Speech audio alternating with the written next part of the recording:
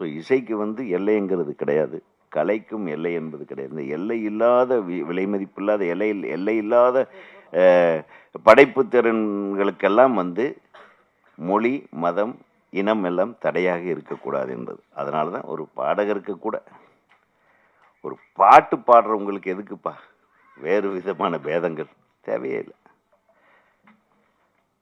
இதே எஸ்பிபி வந்து வெங்கடேச பெருமாளையும் பாடியிருக்கிறார், அதே தண்ணி போட்டு பாடுற பாட்டையும் பாடியிருக்காரு.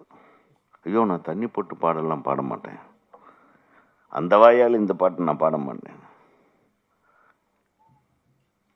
வள்ளலை பாடும் வாயால் தருதலை பிள்ளையை பாடுவேணும்னு பாகவதர் பாடின மாதிரி அவர் முருகனை பாட மாட்டேன்னு சொன்னார்.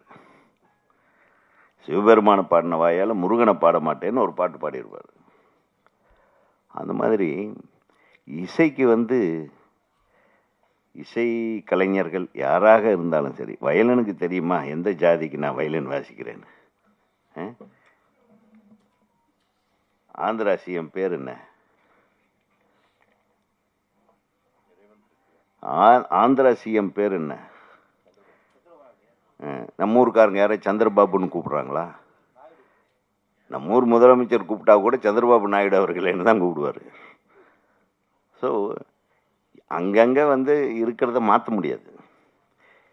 இருக்கிறதுல எல்லாமே இன்புற்று இருக்கிற மாதிரி, எல்லாமே சகோதரத்துவத்தோடு வாழ்கிற மாதிரியான வழிமுறைகளைத்தான் நம்ம கண்டுபிடிக்கணுமே தவிர, இதில் போய் அந்த பேருக்கு பின்னாடி என்ன ஒட்டியிருக்கு, இந்த பேருக்கு பின்னாடி என்ன ஒட்டியிருக்குன்னு கண்டுபிடிக்கிறதெல்லாம் பழைய கதை, புளிச்சு போன விஷயம் அது.